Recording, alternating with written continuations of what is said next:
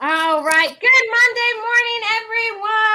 I hope everybody had a fantastic Thanksgiving and got their fabulous Black Friday. Cyber Monday is today. Shopping done. Remember to support small businesses. That was Small Business Saturday.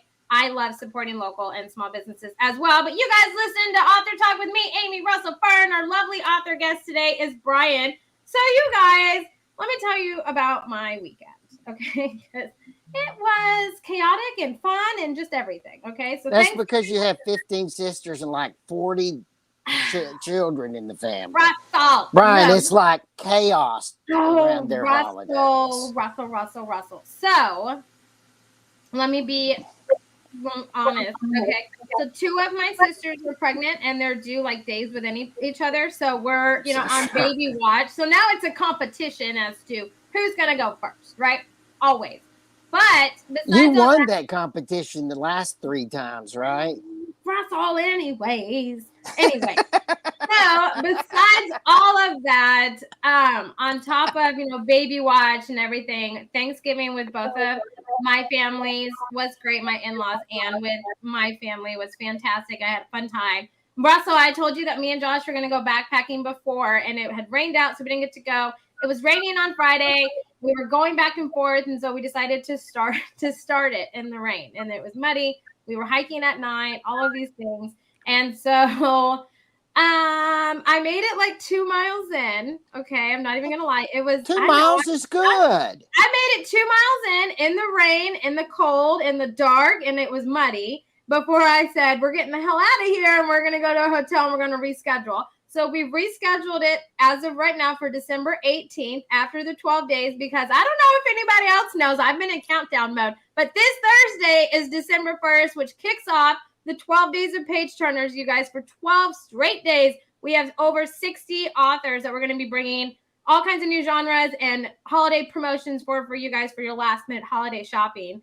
That starts on Thursday, and that's a bit of, chaotic, hot mess environment that I thrive in. Good morning, Greg. And so we're going to do it after that. Josh's Christmas party is on the 16th. So we're going to attempt this again, okay? Hopefully this 27-mile hike that I am going to backpack, it turns out fabulous that go round because in the rain and tension was high. It was not a fun time, okay?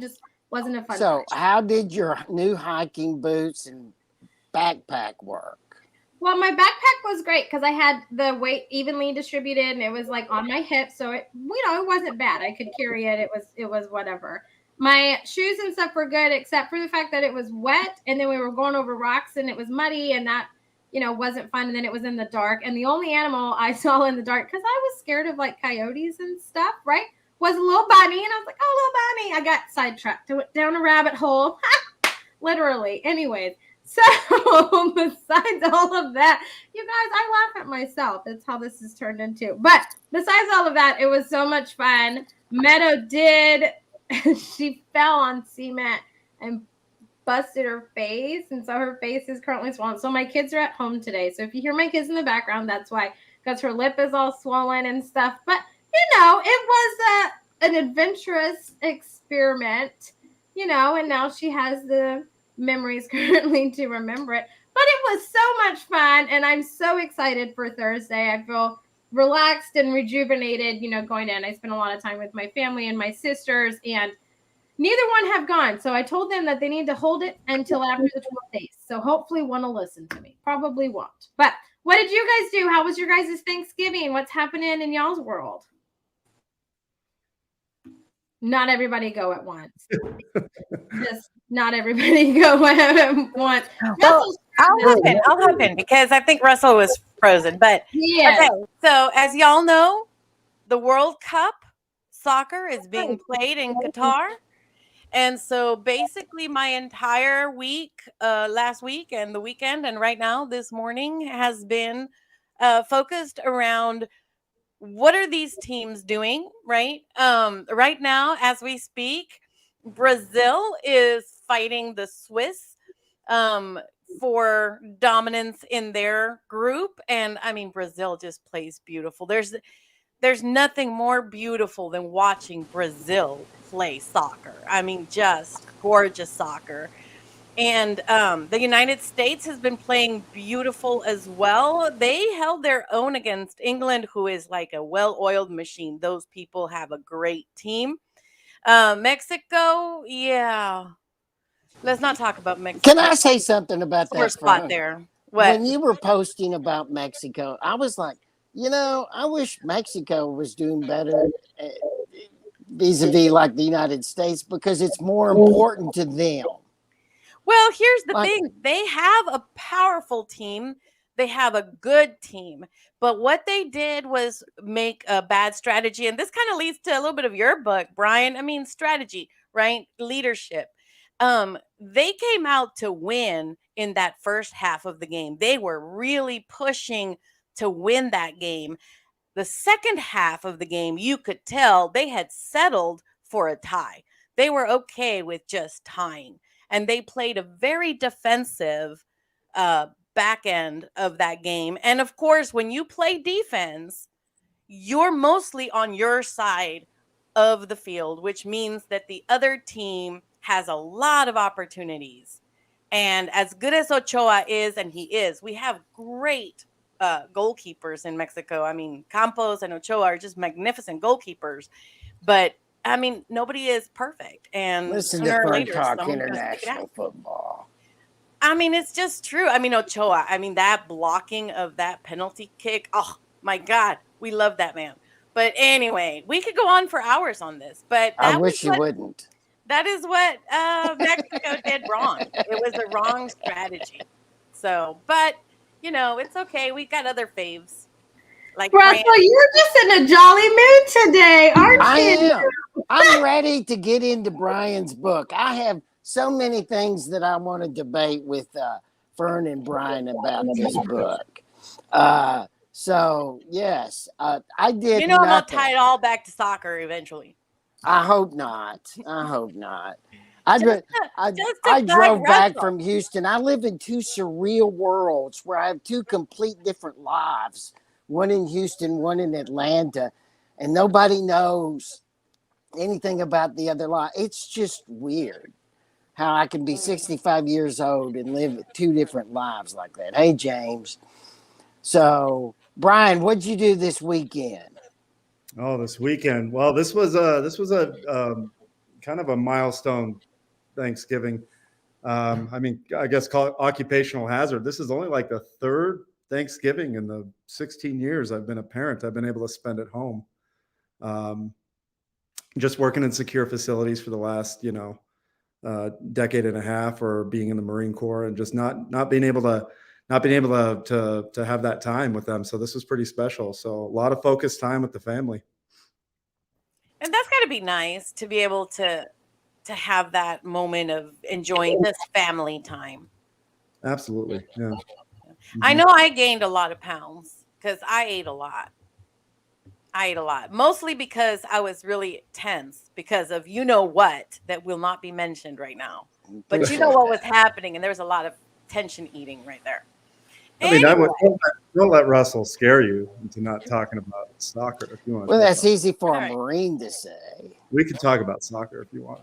I'd rather talk about the Marines, but listen, I want to thank the people listening to us on the podcast, Brian. Most people that listen to us don't watch us on Monday morning, but listen to us during the week on our podcast that is rated top 10 book independent podcast in America. To our shock and humble thanks. Amy, where can people listen to us, and where can they hook up if they want to follow us on Facebook? Russell, you had to just call on me. You're going to hear my daughter in the background for 1 minute. It's the best part of the show, except for the cat. Russell loves when this happens. He absolutely just thrives in this environment for me. They're banging on the door. I know, she found the vent underneath the door. Anyways, you guys can listen to us on like Amazon Music. I can't get through this whole thing on Good Pods. Anywhere you can listen to a podcast, you guys can listen to us and my daughter at the moment. You guys, this is how you know that we don't edit our stuff. This is just 100% true life, real life for all of us. But we want to thank all of you guys for listening to us. Is that your daughter or the cat? It is my daughter. They sound the same. I'm myself because he's just giving Russell ammo, and I'm gonna go take care of my child. Brian, I want to ask you something before we get started on Fern's interview of you, if we can. Sure. And that is, I've written books. Fern's written books. She's a publisher, so she's constantly struggling about titles. And in fact, Fern nixed the title of my next book, and we had to fight about it. Fern, what is your concept of a good title for a book? And then I want to ask Brian, why? Give us the name of your book and why you picked that as the title. And did that have anything with your Marine training? Well, I'll let Brian go because his book title is just really, really catchy. And I think it's aggressive. That's the key to a good book title. It's got to capture, right? It's got to capture the essence of what you wrote, plus capture your audience. Brian, how'd you come up with it? So I don't know if the process wasn't really all that well thought out or involved. I just, I was, as you lead and as you put experiences in your blender over the years, and your library as a leader grows, and you get a bunch of leadership books, and I feel like I should have like a mahogany bookcase behind me with a bunch of books in it. But I've never read a bad leadership book. I'll say that. I've extracted something valuable out of every leadership book that I've ever accumulated over the years. They are typically 3 inches thick and 35 pounds, and every $1 million word in the English language. And what caught my attention most was the first 30 pages or so of each one of these books are self-important narrative from the author. Before we can get into it, we have to understand why the author felt the need to write this book and all this. The title in and of itself is kind of my take on a children's book for adults. It's I suppose, Russell, it is something that I've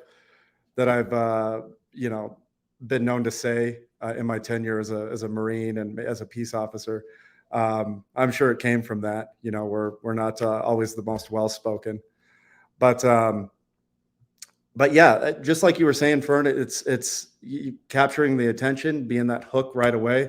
From a presenter standpoint, from a public speaker standpoint, it would be the hook to me. It's the attention grabber. Like I said, I just wanted to trim the fat out of it and just get right down to the point, right to the basics. And I would want to know what was in a book titled "Don't Be a Prick." Yeah. And I think that's very interesting because as I think every employee ever who's worked for any length of time has come across a boss. And we can talk about, what makes the difference between a boss and a leader. And, but we've all come across bosses who are pricks. Okay. Mm-hmm. And so I think that that's just a beautiful title for a book about leadership, is Don't Be a Prick, because the reality is that if you want to sustain your company and you want to create a situation in which you're not having a lot of turnover, which I think a lot of businesses are seeing a lot of turnover of people who during the pandemic realized, hey, this is not really what I want for my life. And they didn't have the culture to retain, right? To retain the workers, and they didn't have the leadership that kept people with them through some tough times, which, if you're a prick, people are going to abandon you. I've seen a lot of those memes, that if people abandon bosses, they don't really abandon the job or the profession, right? They really are just looking for where is the company that is going to value them. So I love your title, Don't Be a Prick, but I am mostly captivated with the uniqueness of this book because your book is about leadership. right? Mhm. In poems, okay, as you wrote it with poems, right? So I want to know, where did that idea come from? How did you decide, I'm going to write a book about being, good leaders and good leadership principles, but I'm not going to do it like most people with just like, here's the principle, right, and blah blah blah. I'm going to do it through poetry. Where did that idea come from? Because it's fascinating to me. So I'm actually first and foremost, and I started out very young doing this, a songwriter. One of the first reviews that I received on the book "Don't Be a Prick" was well, it's like a songwriter wrote it or something, which is it's funny because that's exactly it's exactly who wrote it. But again, I use the poetry as a mnemonic device, and I also kind of had a vision for it, So they're prints as well. So they're quick, they're straight to the point, they're legitimate principles. They may be presented in kind of a silly way, but they're legitimate leadership principles. And you think, with you look back at all your experiences, and you're like, well, how does a teacher lead, and how does a parent lead, and how does a Marine lead, how does a drill instructor lead, how does a peace officer lead, and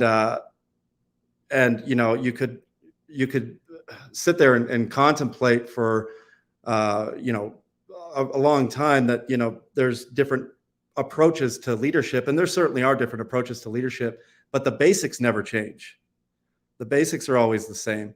And I think sometimes when we're we're in the mix, and we've gotten to know our people, and we're getting hit with all sorts of different obstacles and issues, whether they're performance issues or logistic obstacles or whatever it is, it all comes back to the basics. Your people need to trust you. You need to be an adaptive thinker. You need to value your people.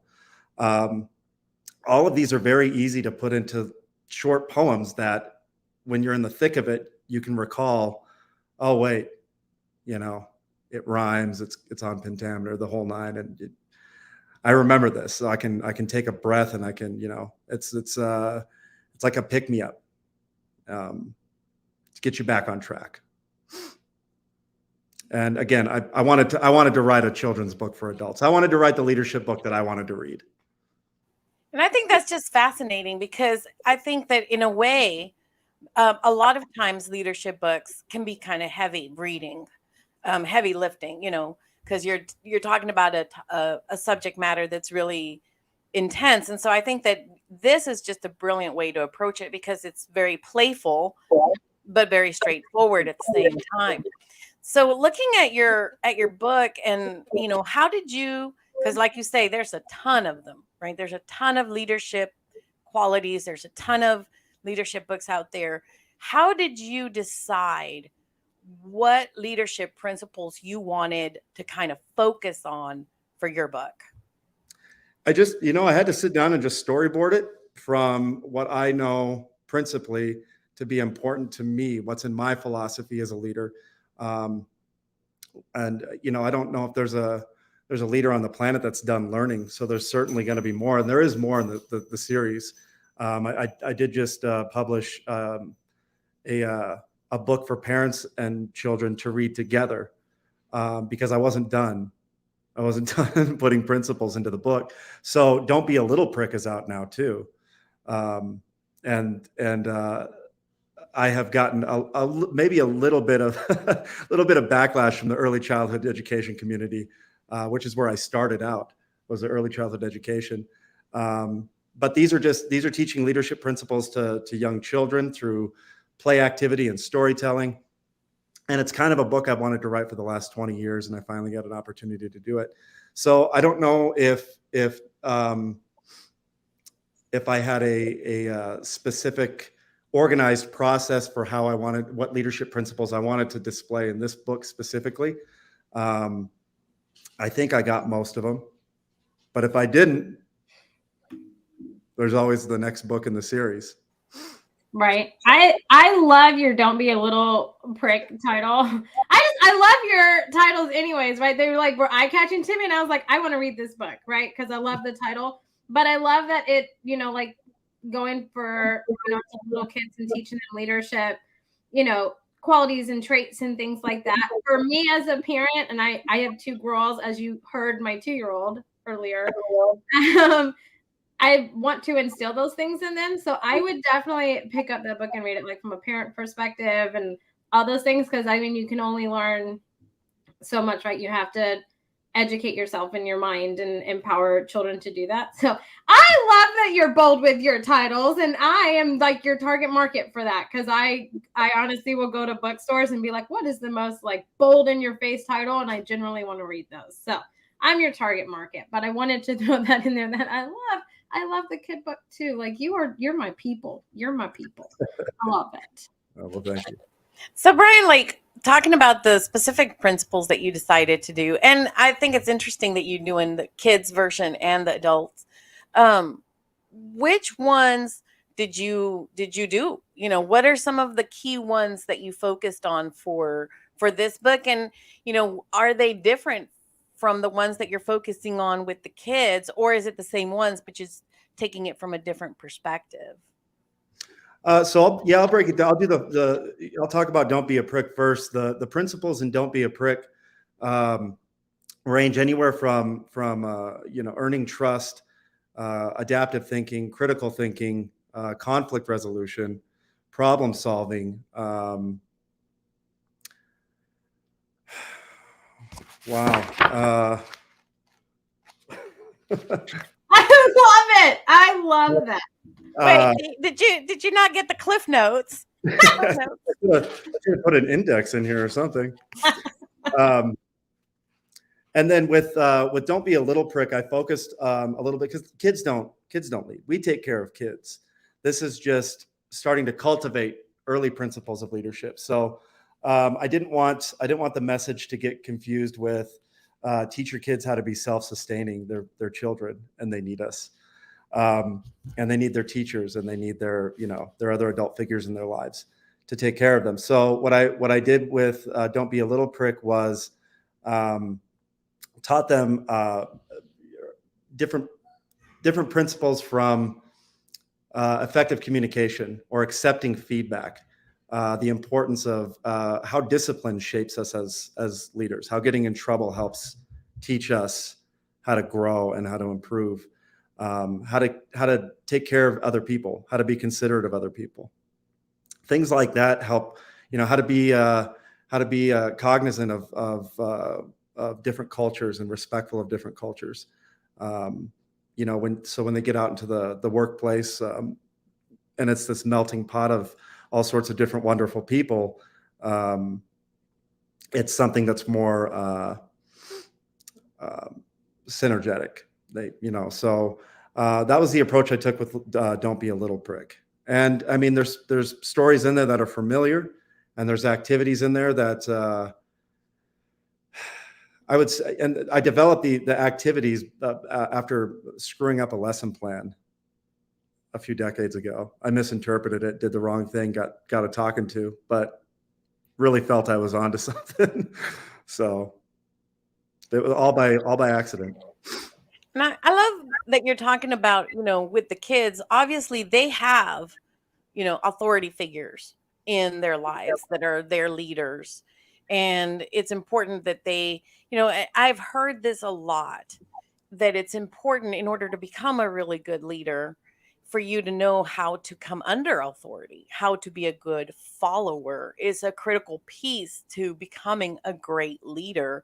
So I think it's very interesting that you're taking that approach as well with the kids of, how to take that criticism, how to accept your leaders, input into helping you grow, which I think is really amazing. So as you were looking at these leadership principles, you mentioned cultural awareness, because definitely in the workplace that, there's a lot of diversity in our world, and you're going to be dealing with some cultural differences. What are some of the key things that you feel like are challenges for leaders today in terms of just being culturally aware of how our culture is changing and the cultures of the people they're working with? So I know just working with different leaders over the years, I know that one thing that I've seen that will really stilt a team's progress and prevent them from reaching the whatever objectives or goals they have is unlearning kind of bad habits, intolerant thoughts and principles and things like that from their upbringing. I think that we're entering an era that's more culturally aware definitely than I grew up, an atmosphere than I grew up in. This is just, as far as presenting that in a book as a lesson, it's really just learning how to accept and appreciate the differences that make everybody in the team valuable and wonderful. Can I ask Brian to do something that we've only done 2 other times in 7 years of interviewing authors, and that is, I need to hear some of this. Is there a passage from your book, one of these poems that you could read to us? Because we never ask that, and it usually doesn't even make a good podcast. But we're talking about a leadership book written for adults in poetic sense, a children's book for adults. I'm dying to hear a few words. Could you pick out one of your favorite passages and read it? Sure. I know that's weird. I don't ever do it. I'm sorry, Fern and Amy. I've got to hear it, though. Russell, it's not as bad as my daughter being at the door and someone saying that it's very unpleasant. So to me, you are golden. I thought that was your cat. They sound the same. No, it's been a no, but I think Russell, you're spot on, because this is such a unique book. It's a unique way to write about leadership. So I love the idea of having Brian share, one of the poems with us and getting a feel for the flavor of this book. Yeah, Amy and Russell and I were kind of talking about this before we went live. So this one comes to mind, but you probably remember a leader from your past, one that always missed the mark, one that put their people last. Do I need to read it like this, like story time? Yes, you do. I want story time. I like story time. You probably remember a leader from your past, one that always missed the mark, one that put their people last. Poor leaders help to shape us too. They are blessings in disguise. They show us what we do not want. They help us to grow wise. I love that, because it does feed into what me and you were talking about before is, I guess I'm a pretty positive mindseted person, I guess. I don't know. But you use those people as such a poor choice of words. See, I'm not the writer of the group. Words aren't my thing. But they make you a better person because they show you what not to do or what you didn't like as a lower, like if you're in the corporate world, right? You're not like a big CEO or something, and you're a peon, I guess is the bad way of wording it. But it makes you, if you were ever in that position, how you would want to treat people and the best way and to be efficient and to be a good leader, right? You have to set by example, but I'll never forget that you're like part of a team, I guess, in those situations. But I don't know. I work for myself, so I am my own leader and person, I guess, in a sense. But I do see those things, and I always everything is a learning experience. I feel like even with people, with situations or whatever, right? Like you're probably going to love this. It's, me and my husband were talking about this on this failed backpacking trip. Russell, you're like this too. It's not, he uses failure as a positive thing. Has anyone heard of it? That's a total correct. Well, that was like unanimous. I'm over here like, that is a negative word. Like, don't use the word failure towards me, but that's just, not at all. Okay. But he was like, you have to use that. And, like, oh yeah, we totally failed and rocked this failure today. And we're going to like nail it in 3 weeks. Right. That's what the poem in there, that's what it spoke to me was like, you use these people that set bad examples to help you set a good one. And that thing, I'm not even gonna lie, man. I went and bought your book while you were reading it because I was like, I need this. It's a damn good book. I need the book in my life. So I just, to be fair, I mean, I'm a biased person, but I love it. So that's my 2 cents. Thank you very much. Yeah. Yeah, I think that's often the first step in developing ourselves as leaders. And like Fern, like you were saying, like you have to learn how to listen first. You have to learn how to follow first. And those are the sorts of things that I would recommend new leaders or up and coming leaders to be aware of as they're taking direction from somebody they may not agree with, or somebody that has an abrasive approach, somebody that when they leave the room, everybody's talking about them. Those experiences, and for the positive thinkers, those experiences are so valuable to us, shaping us just because, and they stick with us a lot longer too. It's easy to follow who we like. I had one of the ways I learned to be a better leader as an attorney that ran a law firm as I got older was learning from what a bad leader I was when I was a young, in the 1980s lawyer, and the way I treated my employees then. And the revelation of what a bad boss I was then helped me be a better boss 20 years later.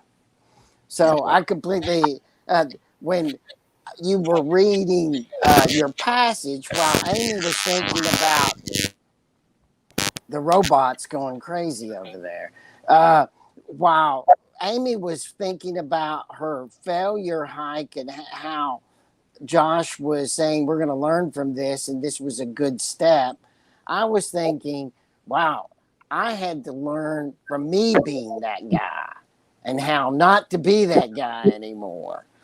And I guess one of the good things about your book is it's an effort to make people get to skip being the bad guy and then go straight to the good guy.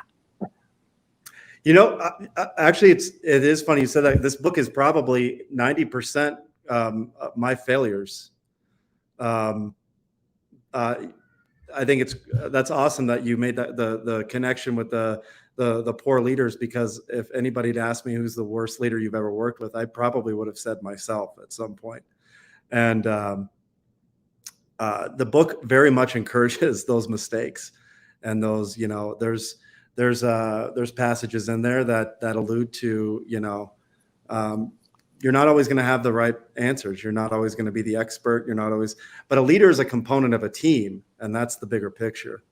And learning how to be accountable with your team, because I remember one time that I was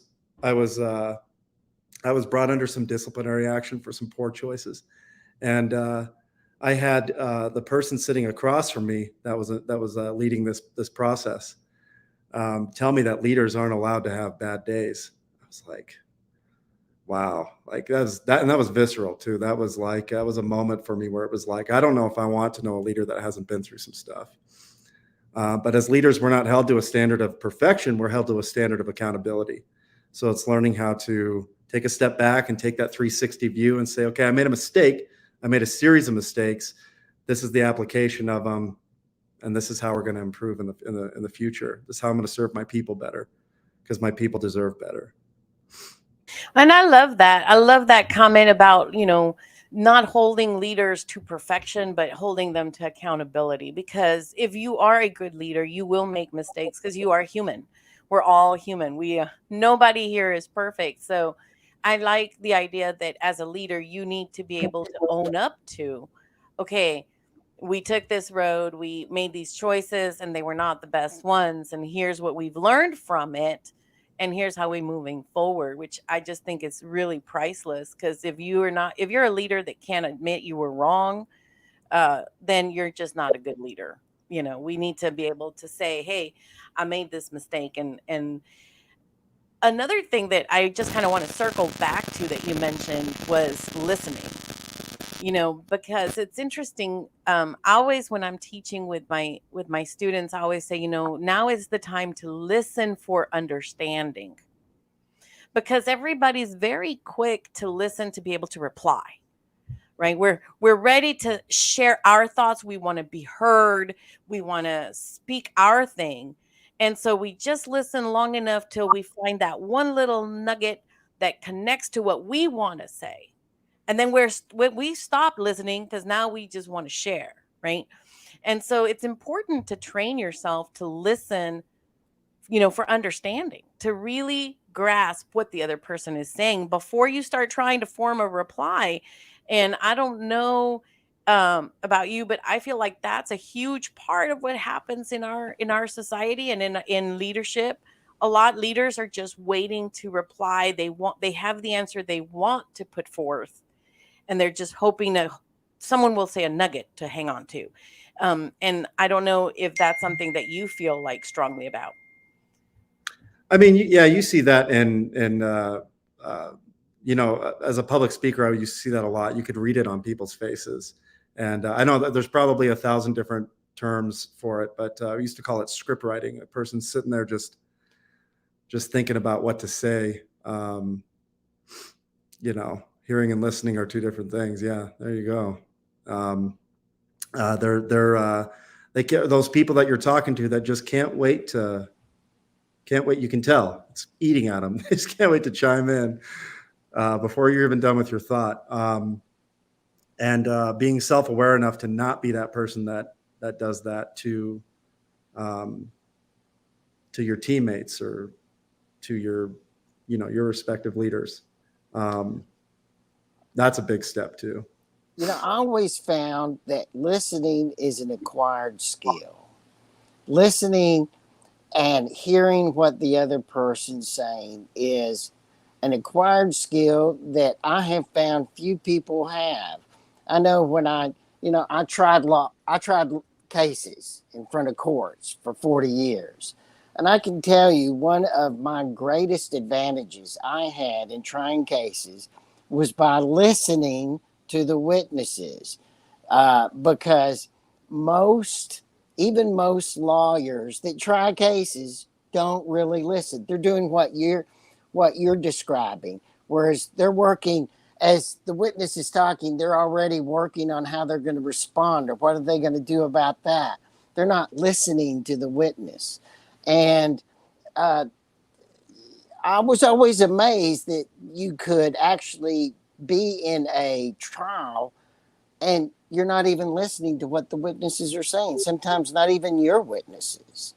Well, I've always been told, Russell, that's active listening. There's a difference between listening and then actively listening, right? And it took me like a really long time, long time to realize that there was like a difference. But it's like listening intentful, right? And then just listening until that person's done so you can give your answer, right?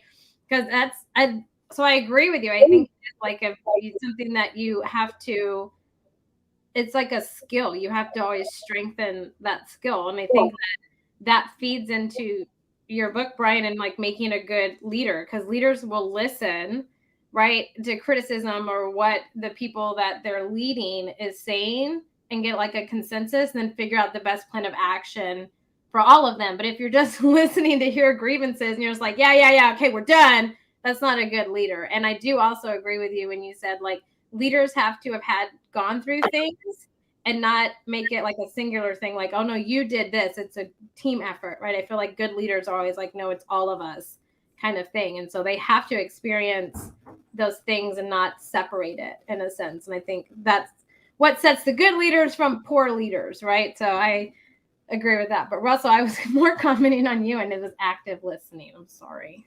Yeah. I'll mute myself. Well, and I'm glad you said active listening too. Listening can be very nuanced for leaders. A high emotional intelligence is always the benchmark of a really good leader. And you should know your people enough to they don't have to say a word, and something's different today, or something's impacting them, something's affecting them.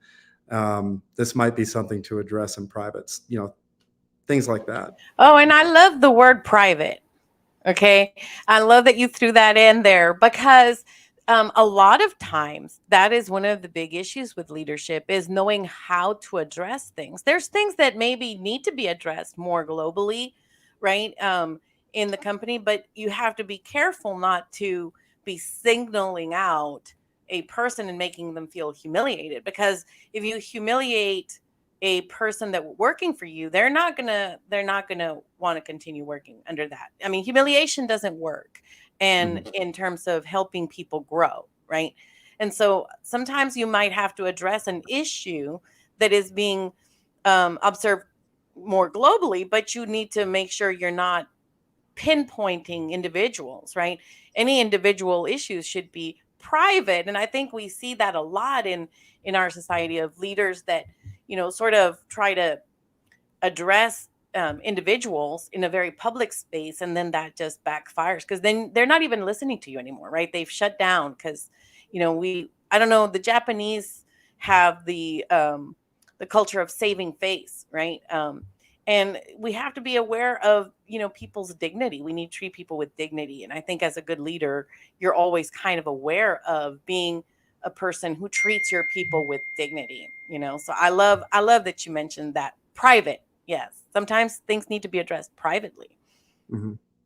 I think the only time I would single somebody out publicly is if I was giving them praise or recognition. Yeah, see, that's a good leader, right? Like, I don't know. Like I said, I work for myself, so I find myself to be a fantastic leader in my own right? But I think it's one of those, like, my husband had that experience, where he got just totally ripped apart at a big public setting for no reason. And then like a year later, a situation turned around and was offered a job by that person. And he was like, no, because of that encounter, right? That leadership skills that you saw. So I think it's very important. And I think it's, it feeds into a lot of things that you don't think, leadership or connections and stuff would really bleed into. So I don't know. I love it. It's just, I love the title of your book and I'm totally obsessed with it. I'm not even going to lie. I've talked about it since I booked you for Author Talk. And I'm like, check this book out. Like, so I'm just super excited about it. Like I said, I bought it because I feel like I know people that need it and would benefit from it. So it's my Christmas gift, you guys. Oh my gosh. I have made a Christmas purchase, which I have loved. Yes, absolutely. Public praise, private coaching. Amen. Yes, absolutely. You guys, oh my gosh, this has been such a fun conversation. Brian, we're going to have you back on to talk about Don't Be a Little Prick, because I am dying to dive more into that book. I am obsessed with it and like instilling those things as kids because they're so influential and stuff at the young age that I have. So we are going to have you back on. Absolutely. But let's do closing comments, questions, concerns from everybody. But also Brian, thank you so much for your service and for being in it and everything. Like, I come from a veteran. My dad was in the Air Force, so it's near and dear to my heart. So just thank you so much for dedicating time to our country. It's much appreciated. Thank you. Fern, Russell, who wants to go first? Okay. Well, Brian, would you tell us where listeners can find your book and where can they find more about you? Sure. The book is available. Probably the best place to get it is Amazon. It is available online at Barnes & Noble and Books A Million. And that's the whole Don't Be a Prick series. And then more information on it, don'tbeaprick.com. And B is spelled with 2 E's. So it would be don'tbeaprick.com. I love it. I love it. And you can find more information on that, blogs, every book in the series. I love it. Well, I just have to say, I love the concept. I love the way you've integrated these principles into poetic form, which I think is just brilliant. And I love the little bees. Okay. And, on your Amazon page, there's like samples and you can see the pages and you see the little bee drawings. And I just think that's adorable. Okay. The whole thing is just great. And what a fun way to tackle something that's really, really serious and important. But in a very non-confrontational, very enjoyable way to glean, hey, here's how you can be a great leader. I love it. Oh, well, thank you very much. I love it. Brian, well, thank you so much for taking time out of your day. I'm sorry at the beginning, you guys, to everybody and to Brian, that my daughter decided to lose her mind. Though Russell really thrives in that environment and loves it because he knows it's utterly embarrassing for me. But thank you guys for tolerating it, for listening. And Brian, thank you so much for taking time out of your morning to come and talk to us about your book. You guys, I have the Amazon link down in the comment section below. So make sure you go and check it out. Remember, the best gift that you can give anyone this holiday season is a book, and for sure to help those in our lives that are leaders that maybe are struggling. This is the perfect book, absolutely. Or for my kids, because I'm going to go buy the one for my kids, for my 2-year-old for sure. But you guys, we hope everybody has a fantastic Monday, a great rest of your week. Don't forget the 12 Days of Page Turner starts this Thursday at 7 p.m. for 12 straight days. So we'll see you all on there. But until then, we'll catch everybody next Monday. Bye, everybody.